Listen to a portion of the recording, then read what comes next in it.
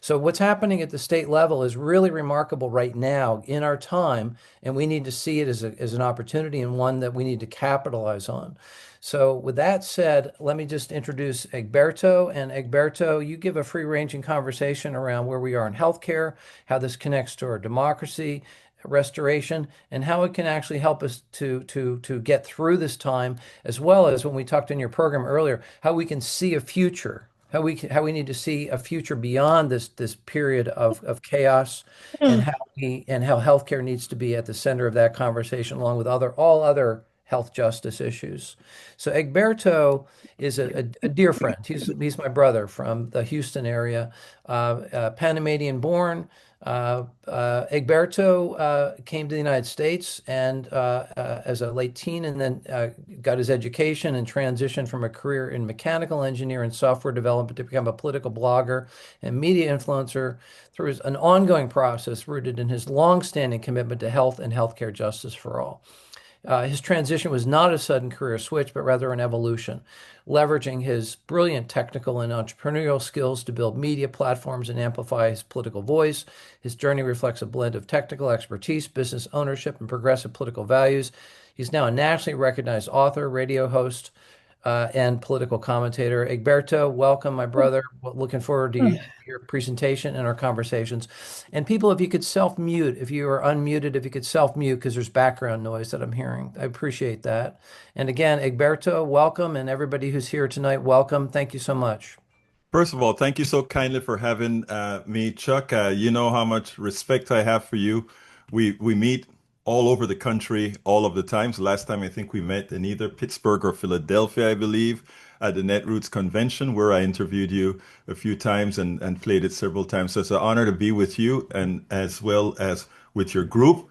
Mike Huntington, it's great seeing you out here. We've been in contact quite a bit over the last few days. Thank you so kindly for having me over. I want to start with something that I heard. And when I heard that message is what it was kind of a if there is an election in 2026, then it's not going to be over yet, etc. I would like to urge all of us going, if, and I say this with humility, I say this with respect, but I'd like us to stop uh, talking about if and talking about when and what we are going to do. In other words, this is America. I came from a part of the world where we have dictators. I came from a part of the world where people are concerned about what the people in power are going to do. Uh, None of us that are naturalized citizens came here to not ensure that America lives through its promise. And that promise is that of a democracy.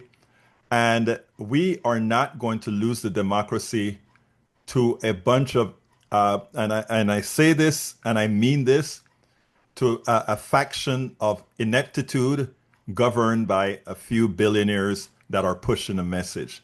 We don't have to tolerate that. That is not what we are. And there's nothing uncivil or incivil about that. When I'm speaking about the election in 2026, I'm speaking about when in 2026 we get things done. And what I think is that Donald Trump in and his cabal in what he has done has actually made it quite a bit easier for us. What you see on the news every day is not what's happening in America. What's happening in America is what occurred today when I went and spoke to a whole group of folks discussing Medicare versus Medicare Advantage. What we have coming up on Saturday is likely going to go mostly uncovered, but in towns as small as a few thousand people to big cities, there are going to be people with signs all over pointing out that no, we are not going to take this. We are going to take our democracy, or should I say, we are going to keep our democracy. This week, here in a little town called Conroe, Texas, if you didn't think these people were fearful about what's going to happen on Saturday, they have started those places that have red governors or governments. whether local or otherwise, they've actually started to try to do things like, let's go ahead and pass ordinances to limit how you can protest. That occurred in a little town a few miles from me called Conroe, Texas. That morning I was on the radio and I got a text message that said, Egberto, check this out. And what they showed me was an emergency or item placed on the Conroe City Council meeting to go ahead and have wherever 25 people or more are meeting, they needed to provide a $500 license to protest as well as $1 million bond. I summarily had pointed that out on the radio, but I also said they really can't stop. Maybe the organizers should stay home, but anybody can walk the streets of Conroe, Texas with a sign on public property. No problem whatsoever. First Amendment rights, no bond needed, no insurance needed. But at the same time, we need to stop that. And the activists in Conroe, not me at all, the activists in Conroe, they got together, and you know, city council meetings don't get a lot of people. They brought 250 people to Conroe, Texas, and immediately the paper tigers sat down. The paper tigers took it off of the menu. In other words, Saturday can go on without a problem with the protest that was intended. These people believe that they are going to put the fear in us that will prevent us from fighting for our own democracy. But when we stand up, because guess what? There are a hell of a lot more of us than there are of them. The good thing about what Donald Trump has done, and I shouldn't say the good thing, it's actually a bad thing, but what he did is he made it that much easier for us to talk not only to our people, he made it, he opened the doors for us to reach the other side. Because guess what? The other side feel pains. All the things that you're working with, Chuck, Mike, and the one pair states that you're doing here, all that work has the potential to pay off now because people are going to see that what those crazy progressives have been talking about, that Fox News and UI and all the other right-wing channels have been saying they're just full of it. They're actually not going to be able to say it's full of it. They're going to feel it.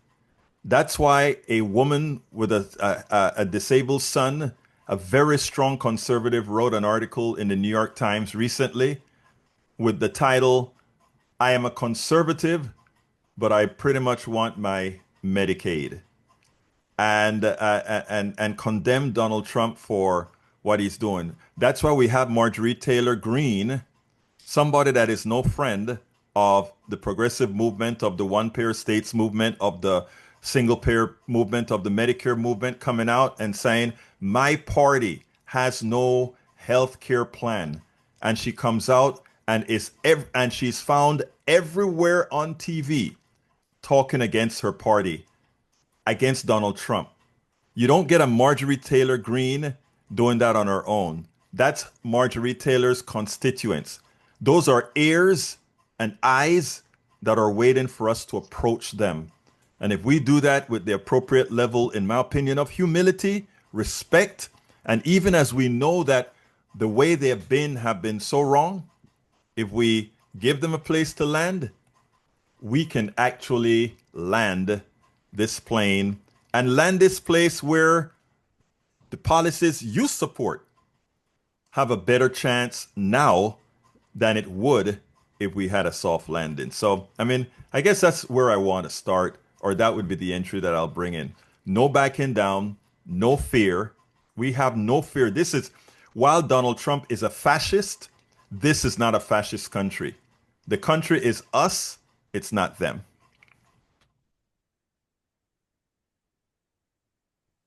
And that's where I'd like to start. Okay, that's terrific. So let's open it up then, Egberto. You want to just take some questions, have conversation here at this point? Questions, conversations, whatever you'd like. Okay, all right, all right. I'm going to defer to folks. Let's see if Mike, do you see anything in the chat? Let's see if we can just flag any comments there to begin with, and then in the meantime, folks are welcome to throw your hand up.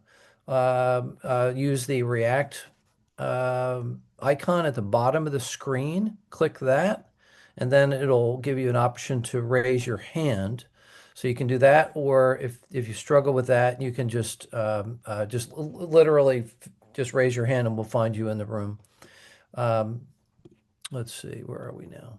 So one question I have, Egberto, and you know, I speak not with absolute certainty about the direction of where this is going to go with the elections and so forth, but is there a problem with the Democratic Party spending 95% of their time focused only, as I read it, on the elections? Shouldn't the Democratic Party in particular be doing other things? I mean, you made comment about, and I think rightfully, that we're watching the emergence of a mass movement. I think probably about we're close to 1.5% Hmm. mobilized, and maybe this Saturday we're going to see 2.5, maybe 3%. If the people at Indivisible say they have over 2,500 events, local events organized, that's amazing. Hmm. But how do the part of what I think about, I want to hear your comments about strategy, about focus, about what we should be doing now, as well as building toward the election. So I'm not saying you're wrong. I just want to make sure that we're considering all these pathways to get us in a better place, to defeat the right wing as well as then to restore the democracy. So ha one of the struggles I have is with these organized events. The question is, how do they connect? How do they build? Are they building towards something bigger? Is there an actual strategy? And if not, what should that strategy look like? And the second question, which I asked first, is what should we be doing in the interim until those elections, which feel like it's a year away for the midterms. And as you know, the Republicans are gerrymandering like crazy to rig the election as much as possible. So what should we be doing in the interim? Also thinking about working toward the elections. What are your thoughts? I have given up on the establishment Democratic Party as an organizing tool. In other words, I don't think if we are going to sit down and wait for Hakeem Jeffries and Chuck Schumer and the leaders of the party to really go to the people, I will say that if there are three hospitals that closed in Virginia recently, and they claim that the reason these hospitals are closing is because, and this is the leaders of the hospitals, is because of what the bill, the big beautiful bill, has done. As soon as that occurred, if we had a functional establishment, and notice I keep putting in establishment Democratic Party because there's a Democratic Party of the people, and then there's the establishment Democratic Party. The establishment, if they wanted to assert leadership and wanted people to have faith in them, they would have gone out. The mere fact that Chuck Schumer and Hakeem Jeffries would walk into Virginia where these rural hospitals have closed. If they had gone there, the mainstream media would have followed them. Now, others should go in there. They probably won't get mainstream media, but you know what media they'll get, Chuck? Uh, they'll get independent media following them. They'll get the blogosphere. They'll get Instagram. But create an event, create a thing. That is what the right is great at. They turn non-important things and make it important because they know how to market. That is something that we don't do. We don't market. And when I say we, I'm talking about the leadership of the Democratic Party. They don't. It is, to put it bluntly, it would seem like they are lazy and not willing to go out there and do things. Um, I don't care if you're in Washington, D.C., while the rest of the Republicans are out in the field. Guess what? If they're out in the field in their districts, they're trying to convince people. So if Democrats just stay locked up in D.C., they're not talking to anybody. So I'm saying, go to DC, put on a big press conference. We are here waiting for them. But as we wait for them, we go into other districts. And you know what? You don't need to go into your own district. You can go into where hospitals are closing. You can go into where people are feeling the pain. That woman whose son is who is going to lose that health care in North Carolina. Go ahead and give her a visit. Go talk to her. Have a conversation with her. She says on her New York Times article, "I am a conservative." Imagine if somebody goes out there and says, okay, I'm not asking you not to be a conservative. I'm asking you, do you support these policies that support the life of your son?" And have her say yes. And that's an ad. Beautiful. Now, so that's where I'm at. Okay, terrific. Yeah, that's excellent. I've got other questions, but I'm going to just go through the folks who have their hands up right now. And folks, if you could make your question or comment very brief to give Egberto an opportunity and others behind you to have that opportunity as well to ask and a very brief comment. So we're going to go Shelley, then Leslie, then Barbara, then Catherine. Shelley, please unmute. Um, Two things. One, I think what has really been successful is personalizing it. That Marjorie Taylor Greene is now aware of this because her constituents have said, "Hey, this affects me." Mm. So personalizing it for people, I think, is really probably the most important tool, the most valuable tool that we have right now. Secondly, I'm stuck because I live in the bluest city in the country, and there's nobody new for me to convert.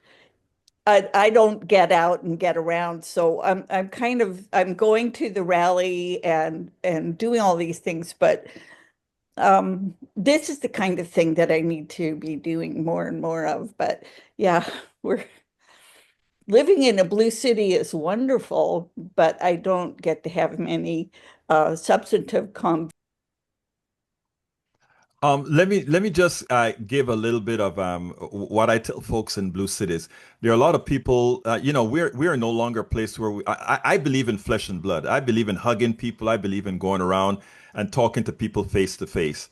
But the alternative to that also is to going into hostile spaces with civility. In other words, if you go into a if you get into a hostile group somewhere in Mississippi or somewhere in Louisiana or wherever you are, and you just get a few people to like you because even as they're calling you a pinko liberal, you are not responding in that way. You're asking them certain kinds of questions. Suddenly you make a difference. The thing about it is, it's not going to be people are not going to make a change and say, "Oh, I've been changed" or something like that. It's sort of a, I trust you now. I listen to you. And it's like what has happened to me in the gym. Somebody slaps me on the back and says, "Egberto, guess what? You're going to like how I'm voting this time around, but I ain't no damn Democrat." Yeah. I'll take it. And I just want to go back. I was talking to one of my girlfriends in very conservative rural Idaho.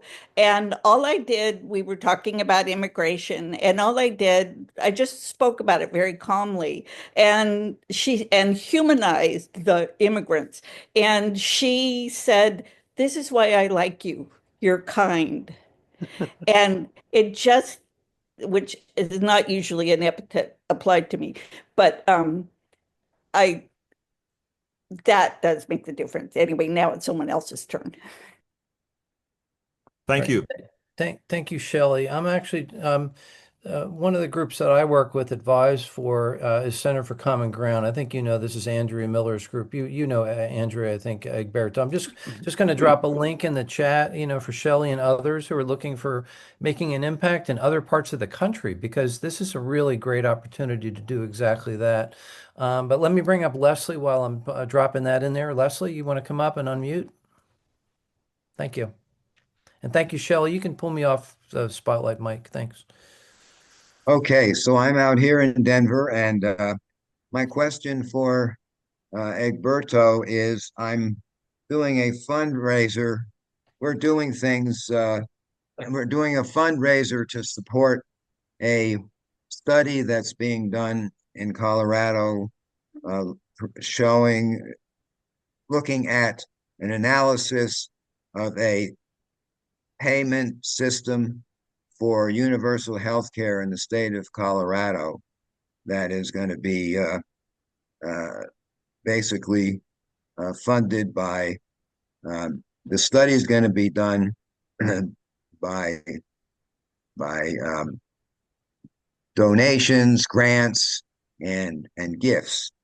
And tonight, actually, there's going to be a presentation.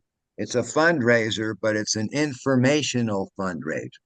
And my question is, it's a little hard to get people excited about the intricacies of this is the School of Public Health. Uh, and it's supposed to be what they call a micro simulation study, which is probably a strange word for most people. But in this study, you can look at all the different kinds of situations of healthcare insurance and lack of insurance that all different um, people, populations find themselves in. And they're going to look at all these factors and to see how uh, if it's feasible to have single payer in Colorado. So this is something that we're trying to put a lot of enthusiasm in. But I just wondered, your advice, basically telling stories about the need for this study. Um, basically, how do you get people excited about a study where they have to pay for it themselves? Um, so, my thought is that it's an antidote. If you want to know where to put your money, put it into something that is really looking at hard at this problem, the healthcare problem, the for-profit healthcare system. This is an antidote for depression. Thank That's the way I'd like to sell it to people. Just right, who knows how it's going to turn out. right. The Thank you. reason so anyway, I want your advice about how to sell a fundraiser of a study, which is kind of not all that emotional on the face of it. Let Right. me Thanks, ask, Leslie. let me see if I understand correctly. Is the fundraiser to raise money to conduct the study, or is the fundraiser a part of paying for people's health care for all the people that join into that study? This is to fund the study. Oh, I see. I see. And Look, I'll be honest with you, right? As far as studies are concerned, look, I would promote the study, I would help with the study or whatever, but I think the answer is a foregone conclusion, and it's here is what drives me crazy too often, and I'll be quick with this, and that is math is very simple. Addition, subtraction, division, and is simple. If you have more items in there that cost, your cost will be higher. The only thing insurance do is manage risk. That's the only reason multiple insurance companies occur. It will all, I mean, it's a mathematical certainty that because that a single payer system that doesn't have all the costs of multiple insurance is going to be cheaper. There's not, I guess my frustration a lot of times with this is that a study doesn't have to be made to point out that one pair, again, one pair, and not having multiple insurance companies with multiple presidents, with multiple databases, with multiple of all these things, is even something up for discussion. Whenever we have these studies, too often the studies are there to put a framework along having these multiple payer systems or to try to find holes in why something wouldn't work. Until we make the honest decision to say math is still valid even in healthcare, I don't think we can go anywhere. Right. Thank you so much. I thank you. just to add, yeah, we're going to go to the next question here. That this is a unique study in the sense that it it deals with sort of the hypotheticals in what the actual rollout and delivery of a single payer system would look like for the state of Colorado. We had one of the presenters of one of the lead analysts at the University of Colorado Medical Center at our August conference, where you presented as well, Egberto. And so it's like a micro study, and it could be beneficial to any number of states across the country. And we should just share that information. Leslie, if you could just drop a link into the chat so that Egberto and others in the room can actually learn more about the Colorado campaign, the study campaign. Can you do that for us, just to give us some more Yes. information? That'd be great. That'd be great. Thank you for that. Barbara, and then Catherine, and then Elizabeth. Barbara, you can pull Yeah, me up. so thank you, Egberto. I'm wondering what you think about the governors who are playing hardball. Repeat that. I'm sorry. I'm wondering what you think about the governors like Newsom and Pritzker, who I are playing hardball. Look, I love them both. Right now, we are looking for somebody who doesn't seem like they're constantly asking for support or asking for blessing. I think Newsom, I love that Newsom is a very, very fast thinker. And in thinking fast, and not only that, that he knows his facts very well. So you can't get him on TV you can't put him on the spot on TV. And Pritzker, I love the guy. I love that he comes across like the American guy that's not going to tolerate fascism, and we're going to fight to holy hell. And I think we need to see more people step up like him. I like both of them.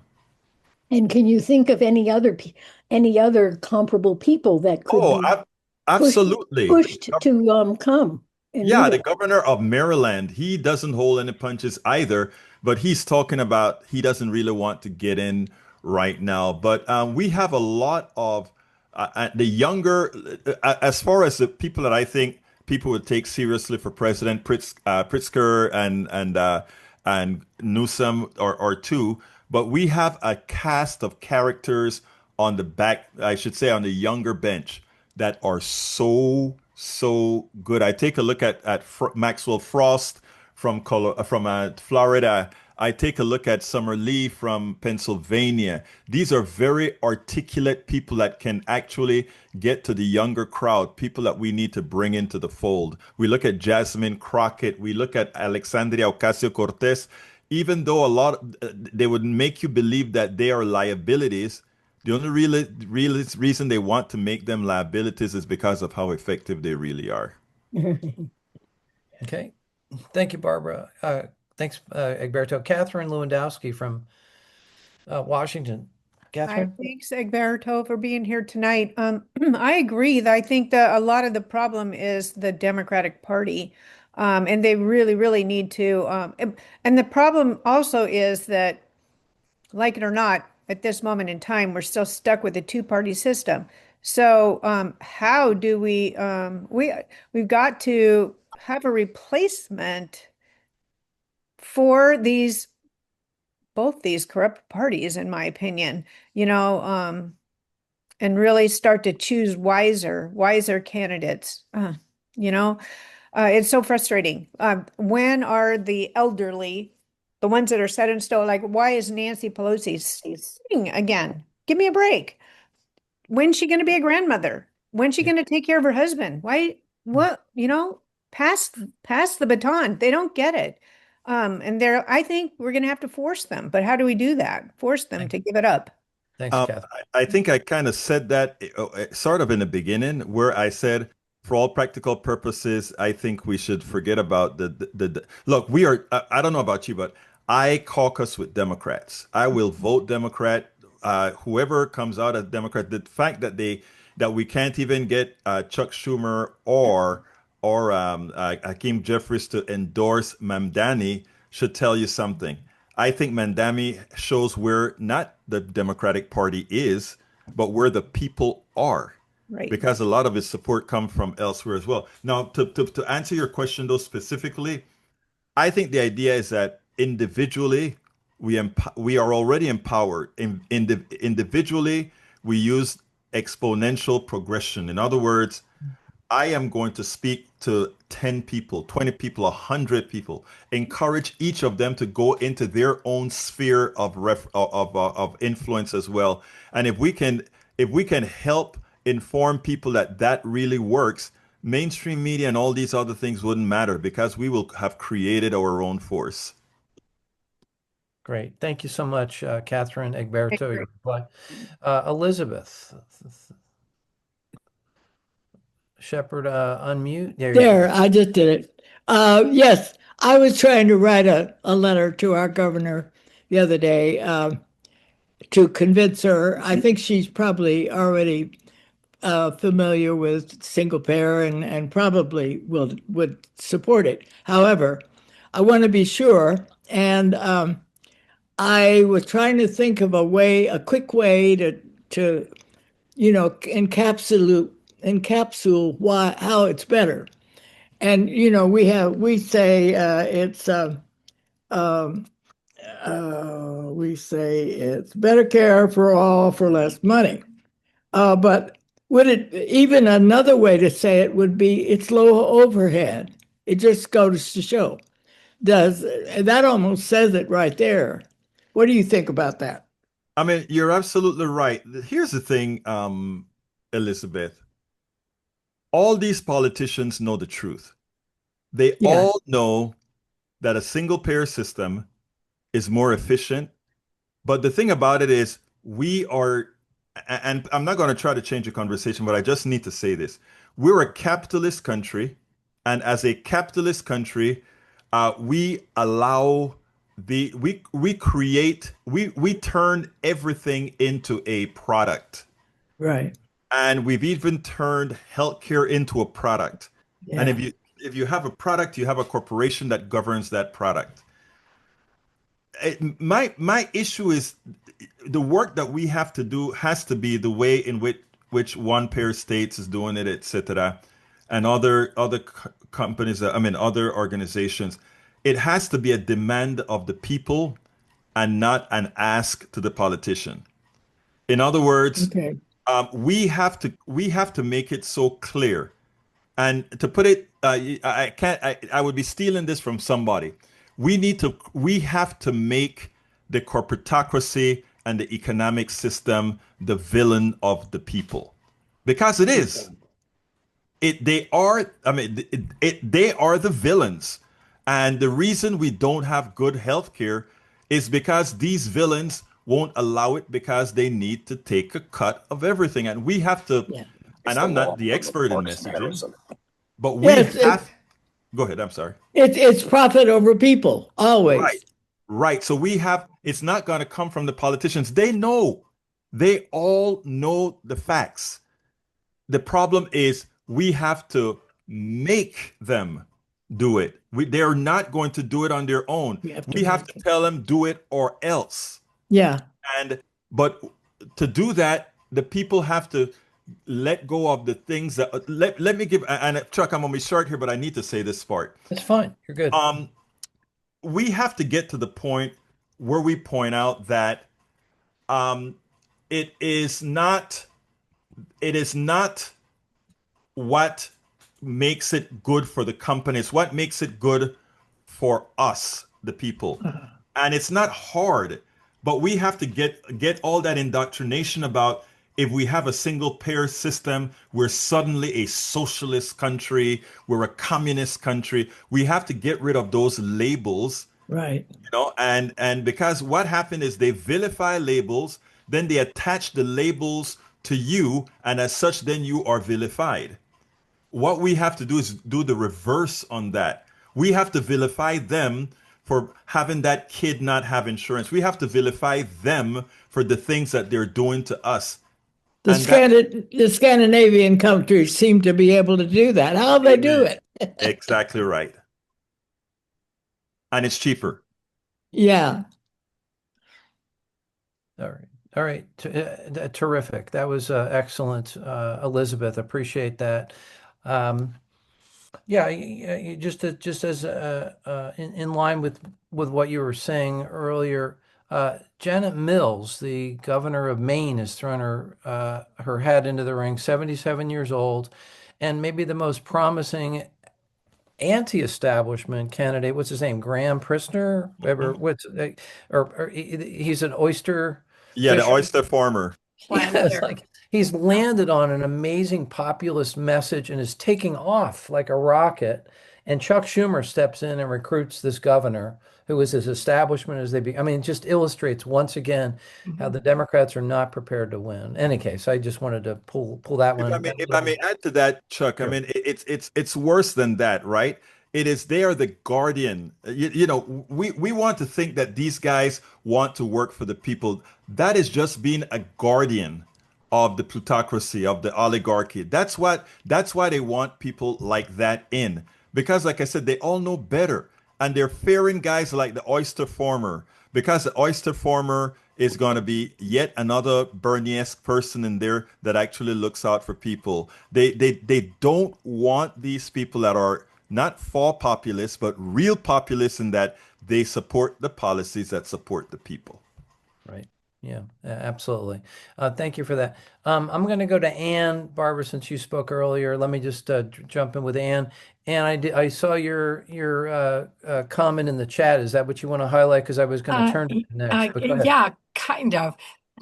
The burning question for me, Egberto, is the timing right for an authentically progressive policy agenda for the political left?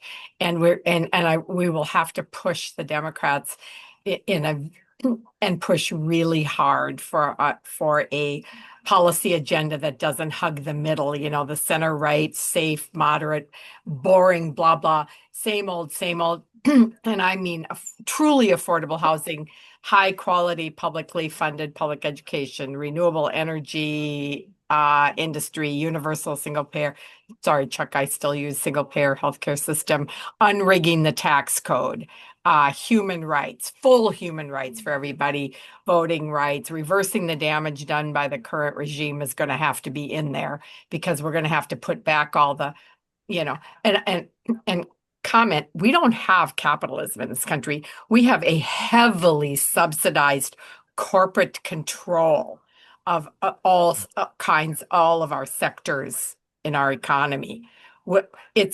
We are subsidizing every single one of these big industries. So I think we have to figure out how to change the narrative on that whole notion that this is any sort of capitalism. But anyway, Democrats continue to run as moderates.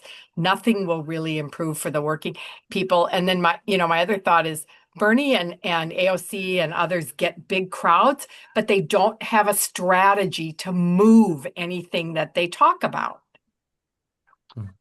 If I may answer, Bernie's the strategy is that when your own party is fighting you, it is hard in other words, if your party is scared to support a Mandami, or scared to support a Bernie Sanders, or scared to support a AOC, or allow others if they don't come out forcefully and defend what AOC and Bernie and Maxwell Frost and these guys stand for, then we really don't have one party, right? So what you're saying is true. Now, your first question was, is the timing right for a really, truly yes, progressive policy agenda? And should we be pushing our Yes, and let me tell you first, the first part about that is not allowing them to define what progressives mean. It is time for us to define what progressives mean. And when you itemize what progressives mean, you can go into farm country and you can tell the farmers, progressives mean not giving Argentina $20 billion, but making sure that you have a market. Progressive means, I mean, we are so ripe for the farmers, the people that are look, put it this way. This is a time that we turn Marjorie Taylor into one of the biggest promoters of progressive values, because it affected her daughters or her kids, right? She saw what being a part of just us is all about. I'm not saying that facetiously. I mean that to the core. I wish somebody would go ahead and start going into her district And I'm not talking about talking directly to her. I'm talking about going into her district and preaching the things that we stand for, because those are the districts that need it. West Virginia. When AOC attempted to go into West Virginia, they accepted the duel. And as soon as they realized, oh my God, the people are going to like what she has to say, they backed out. Hmm. So I'm saying, yes, it is time, but we have to leave the party leadership behind completely. And we have to bring them in, dragging and kicking, just like they brought in the governor from New York to finally endorse Mandami, just like they brought in the chairman of the party to finally endorse Mandami, because they realized one other thing. They said once it's done, vote blue, no matter who. Well, somehow it didn't matter. It wasn't applicable for Mandami. I'm sorry. It is time for us to do it. And as far as progressive values, ma'am, I mean, ma'am, it is absolutely time that we do it. Great, I'm with you. I know we have other hands up. One more thing. The thing I'm really afraid about with this stupid so-called shutdown is that the lesson people will learn is that everybody loves the subsidies for the ACA, which is a completely a wrong takeaway. And I don't know how we're going to fix that. No, the subsidies for the Republicans hate it. They hate. Yeah. But the the Democrats are going to believe that they're getting support to hold out because people really agree with these, thousands of dollars of subsidies to buy private insurance. No, right. They're doing it because they want to be able to afford health insurance. That's why they're doing it. They want to be able to afford health insurance, whether private or not. What we have to show is that the reason it's so darn high, it's because it is private insurance. That's right. And yeah. That's right. Thank Anyway, you. okay, thanks, Egberto. Yeah, thanks. And thanks, Anne. Maybe just to amplify that just a little bit more concretely, Barbara, I know your hand is up, but just to kind of solidify your answer to Anne's question, if this progressive agenda that Anne and you agree needs to be elevated, what does that look like? How does that get into the bloodstream of this country and actually penetrate into those areas that you're so good at finding your way into? People who are alienated by the system, the 50% who don't even listen to politics, don't participate at any level. How do we get that information to people who are really, really on the sidelines, as well as people who are really frustrated with, as you said, with both parties? How does that work? What does that look like concretely? Let me tell you, it's not actually, I don't think it's hard at all, right? One of my biggest problems, one of your biggest problems is that while you can turn on TV and watch Medicare commercials on 24/7, billions of dollars in commercials, and I mean that, billions of dollars in commercials and all these things that are bad for us, they are funded. Bottom line, Chuck, you and I have spoken about this many a times, is we're not funded. We have to beg and scream and ask, etc., to get to do the things that we do. I'm working 16 hours a day. You're working endless hours campaigning. I mean, doing your lobbying, etc. We have to get, and I've told this to a whole lot of our supporters. We have to get into the spirit of supporting those who support us. In other words, when Act Blue was doing its thing, an establishment candidate can go out there and they send out an Act Blue message and they're fully funded. Everybody knows who they are and they're fully funded. And then you get a message from a one-payer state, or you get a message from a Politics Done Right or Egberto Off the Record, and you hope and pray that you get enough to last you another couple of weeks. And one of the reasons is that it's not that people aren't, it's not that people are bad or people are stingy or whatever, is that they want to know that there is going to be, that is an investment into getting something done. If you had a larger platform, you wouldn't be fighting your way in DC to get in. You would have other folks that you can help support you to put that message out. You don't. So we have to get into the modal like the right wing. Let me just explain about the right wing because I live amongst them. The right wing simply says we need to take out this guy. and they're funded. And I'm not only talking about funded, I'm talking about funded by people that are wearing MAGA hats that don't have a pot to do you know what in.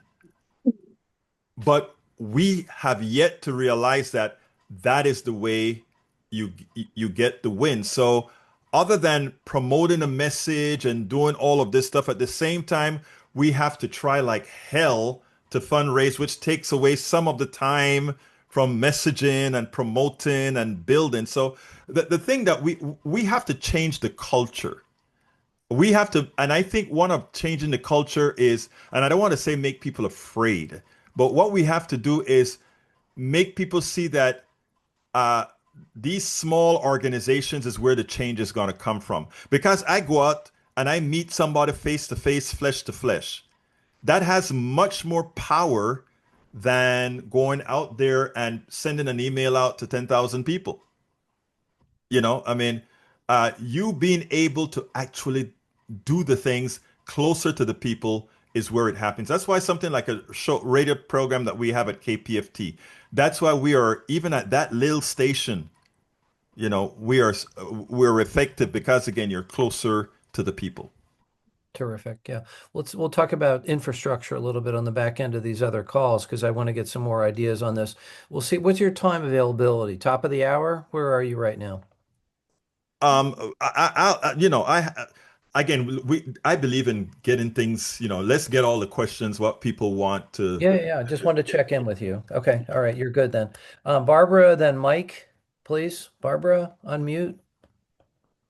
Yeah, thank you. I wanted to just mention that I had done a blog about a month ago about Ohio and their single payer PBM that they invented.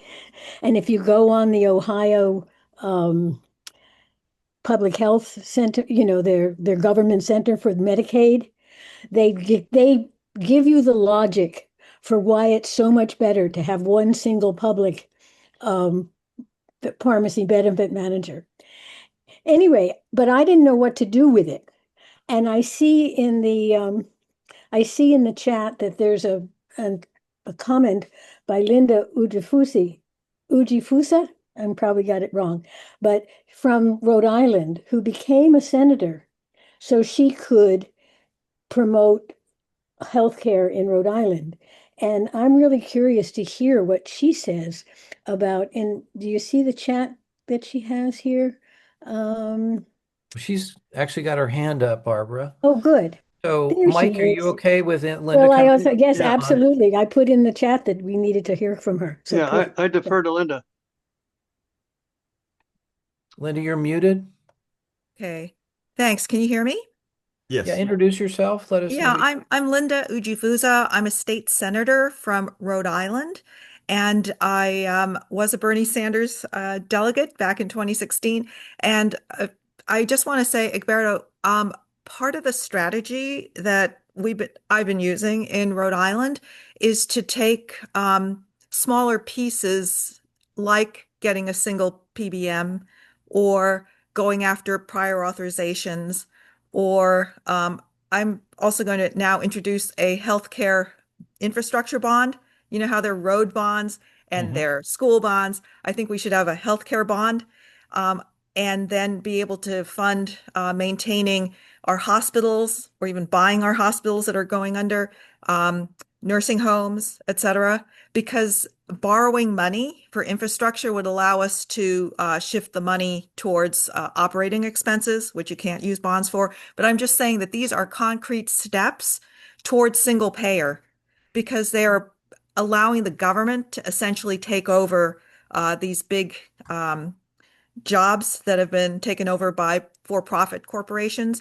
And I think that is the strategy to implement single payer at the state level. And I'm happy to talk to people about those bills. But also, I ran in a very purple district, and I'm one of the first two Asians ever elected to the state legislature, and very much in conflict with our state Democratic Party. And I do not believe that we will be able to convince them to come over I think we have to work around them. And one way is to take local crises, like we are losing two big hospitals. And United shut down access to our four biggest hospitals. So you take those kind of local crises and people are mad about them, and you introduce bills that say, we're going to take over, we're going to buy those hospitals, or we want the federal delegation to slam Medicare Advantage. And I think in that way, you can build support even from the local Democrats who would not respond to big picture appeals to whatever, So much more concrete, much more local. And I think it stands a chance of success, even though we are the state of CVS. CVS is headquartered here in Rhode Island. So anyway, those are my thoughts, and I'm wondering what you think, and happy to take it offline.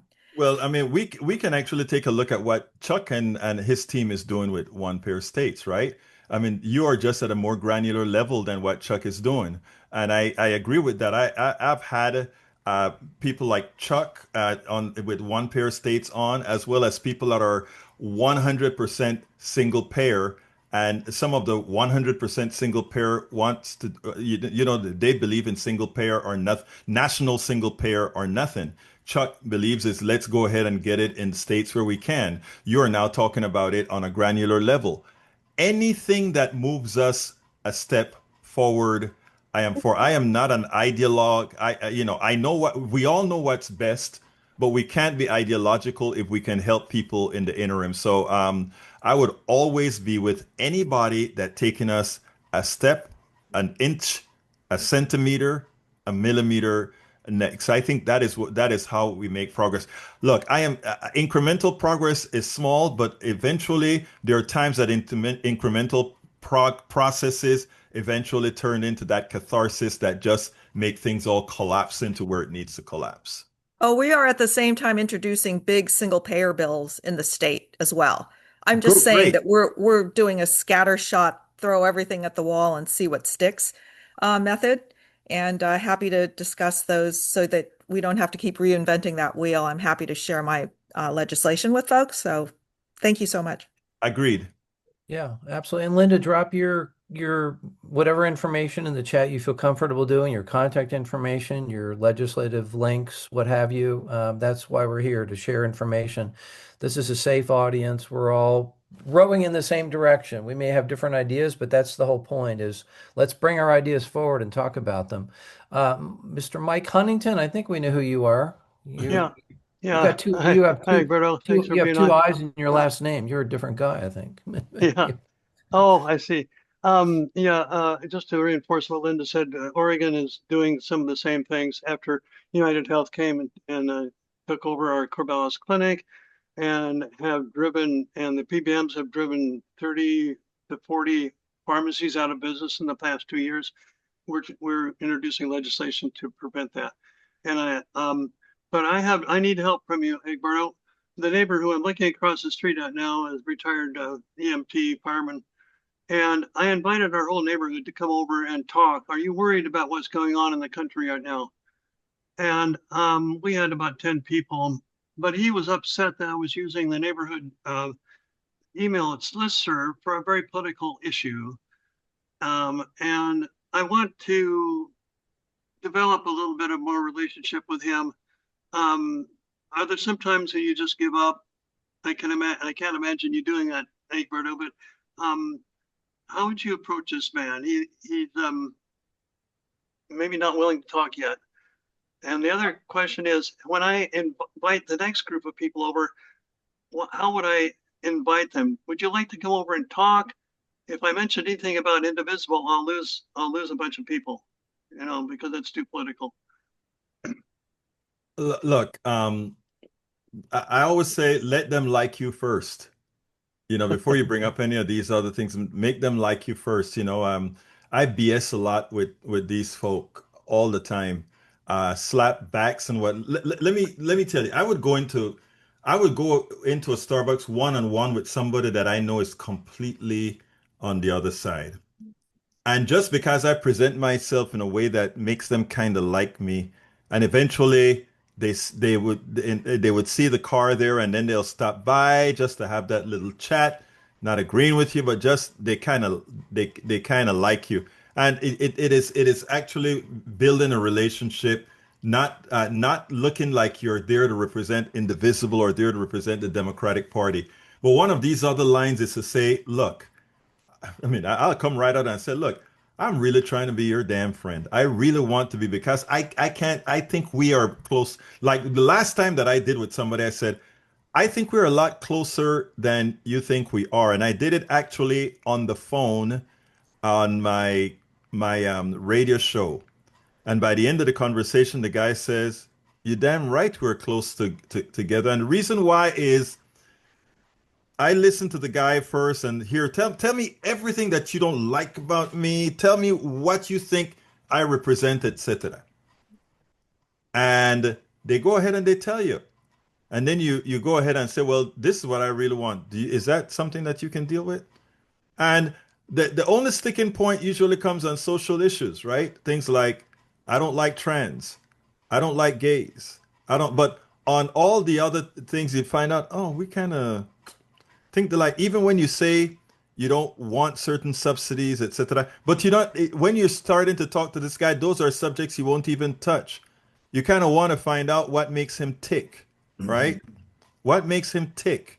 In other words, what do you like? You like fishing? You like doing something? Hey, man, let's go and do XYZ. Nah, you don't like you, whatever. And you harass. I mean, eventually, it kind of works. I mean, look, there are some people that are immutable. There's not, they are built on hate. They are built on that. But the thing about it is, we don't need them. We just need those who are mutable, who you can change. And 70% of us in this country, both Republicans, Democrats, and everybody else in between, we can actually get along just fine. We don't, so I mean, it isn't something that you work in a day, Mike. It is something that you work over time and you keep hitting him up. Eventually you get tired of you bugging him and he'll say, okay, I'll come out with you. Is that good, By the way, Mike? it means Thank having you. a thick, Mike, it means also having a thick skin, brother. Yeah. In other words, I used to tell my daughter, learn how to be rejected. I said engage, but if you understand, if you can live by yourself, if you love yourself enough that you can be alone, don't fear being alone. Engage. And if you're rejected, you can take it because you don't fear being alone. So if you take those three concepts, right? Not fearing alone, engaging, and actually having a thick skin, etc., you can get by with anything. And trust me, being who I am, I've had to. Yeah, and you mentioned that in your book, it's worth it. I want everybody to know that. You want more details, look up It's Worth It by Egberto. Why don't you drop a link in the chat, Mike, Okay. to Egberto, if you want to just how people can follow up with you if they have questions, they want to plug into Politics Done Right, they If want to if access your if I book. may do a plug, anybody who's subscribed to my who becomes the lowest paid subscriber to my newsletter can read all my books on Substack. Just a little plug there. All right. So is everybody familiar with Substack? Not everybody is at this point, but it's some of the best work that's in journalism and blogging is being done over at Substack. Amazing stuff, and it's also got podcasting capacity. And I spend my early morning hours just catching up on Substack with some really brilliant people, including Egberto. So I guess the question sort of following up with what Mike said is that we're visioning getting through this period of fascism. We're not a fascist country at our core, but right now we are going through a fascist episode, right? Let's put it that way. There are a lot of people, career politicians, Republicans, who are going to try to figure out a way to get back in the good graces of their voters, right? They're going to have to reinvent themselves again. the MAGA crowd, the people who have just been drinking the Kool-Aid and going along with Donald Trump because they're afraid they're going to be primaried, they're going to lose their career, what have you. What's the way to bring them over to our side on the other side of this absolute chaos when Trump is gone, when we vanquished fascism? How do we get them? Because I do spend a good amount of my time probing. We're a nonpartisan organization. I spend a lot of time probing on Capitol Hill with people like Brian Fitzpatrick. There are a number of New York representatives, U.S. representatives who are in swing districts, a number of them around the country. And you know that at some point they're going to have to do something. They're going to have to show something, especially in healthcare, because the Republicans are underwater on healthcare. It's the worst issue. And interestingly, it's the Democrats' best issue. And yet, the establishment hasn't woken up to that reality. But nonetheless, how do we get those Republicans who have been drinking the Kool-Aid, have been on the wrong side of this issue, to jump over with us? Because our vision is to get Ro Khanna and Ed Markey's state-based universal health care bill passed in 2029 while states are moving toward establishing universal health care systems. And then we mesh the two together, right? The federal boosts the state efforts, and then we're in a position to prove that this is the way forward, and then we adopt national Medicare for all in 2031, 2030, 2033. So but specifically, what's the way to get the rank and file as well as the members who are really in a pickle at this point politically, because they're going to have nowhere to stand at the end of this mess otherwise.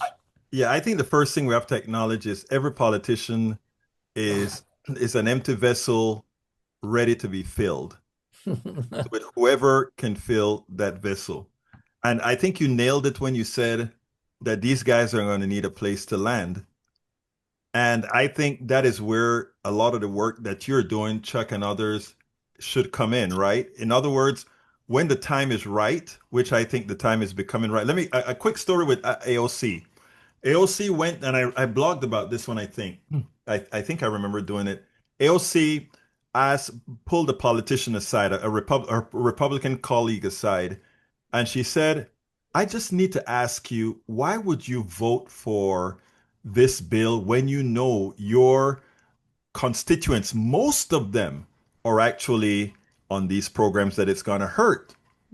And his answer to her, and he was genuine, he believed his leadership. He didn't believe, he thought the Democrats were just talking these things for the sake of speaking about it. So they really, a lot of these guys that are doing this really don't know. And one can say maybe they didn't want to know for sure so that they could have some sort of deniability. But that said, they're going to, like you said, Chuck, they are going to need a place to land. And you can be their way out without them having to give up their republicanism, right?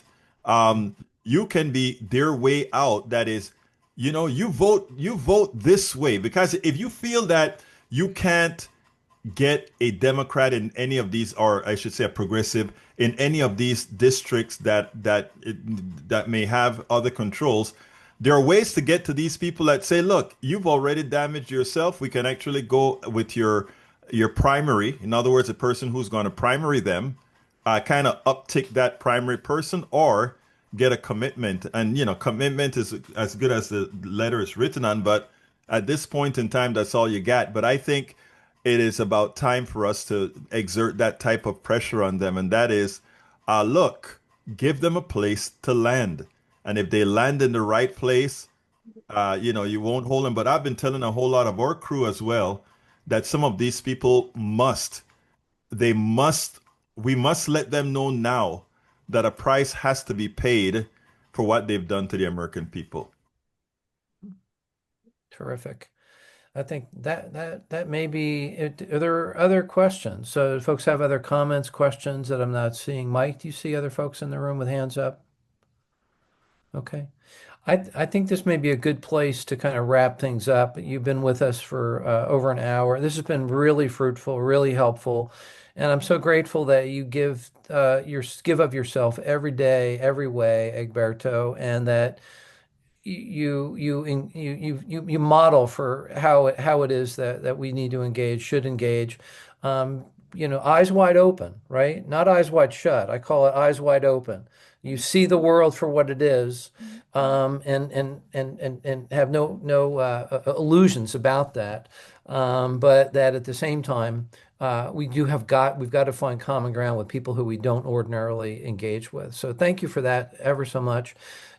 Just a closing comment to send us out, and again, just plug the heck out of your work and how people can support what you're doing. You do so well in promoting others. Love you, brother. Appreciate you.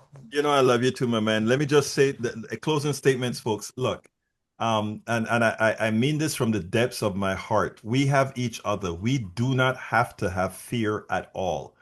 This is our country. This is our country, and nobody takes it away from us. And we don't allow, again, there's a possibility some of us, maybe a couple of people get hurt. Who knows? But this is our country, and we don't allow it to be taken away. And we have no fear. And we don't hope for an election. We demand an election. We don't hope for things. We demand things. And once we get that in our psyche, the people will see our resolve. And in seeing our resolve, believe me, that puts a pointer of people. You can find, if you go to egberto.substack.com, and I just went ahead and I put that into the chat a few ago. I'll put it one more time. That is where all my work, that's a branch off of all the work I do, from videos to audio to blogs, and it sends you all over the place. And my books are there as well. So I thank you so kindly, Chuck, for giving me the opportunity to address your group. Mike, thank you for sort of being the person bringing it in. And to the questions, I love the questions. You actually forced me to do some thinking. So love you all, and thank you. Terrific. And hopefully everybody will be out in the streets this Saturday, right? We got to show up. All right. Again, thanks everybody. Appreciate you all. And Mike, I guess our next Tuesday or Friday, right, Mike? We're meeting Friday.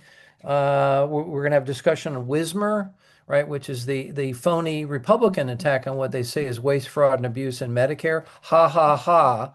It's the exact opposite, as we know. It's the privatized side of healthcare that is filled with waste. Wiser, Chuck. What's that? WISER. Right. Wiser. What did I say? Wismer, you said. Wismer. Yes. In any case, our own Lloyd Alterman will be presenting on Friday at 12 Eastern, 9 Pacific. Mike, if you want to drop a link for that in the chat, I don't know if you can do that very quickly, but we want folks to show up there.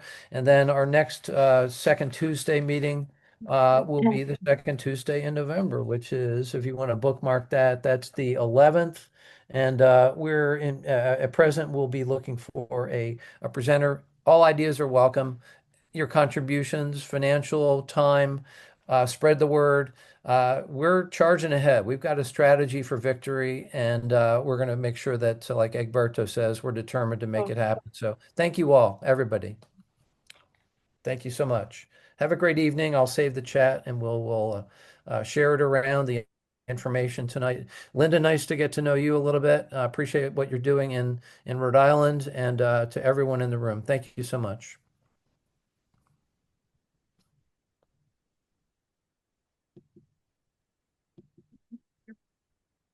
Okay, we'll stop recording, Mike. I just put the link to Friday's meeting in the chat for those who are still on. Okay, all right, terrific. Anybody have any closing comments offline, off the recording? Yeah, Rosemary, thank you. Sheila, Pam, I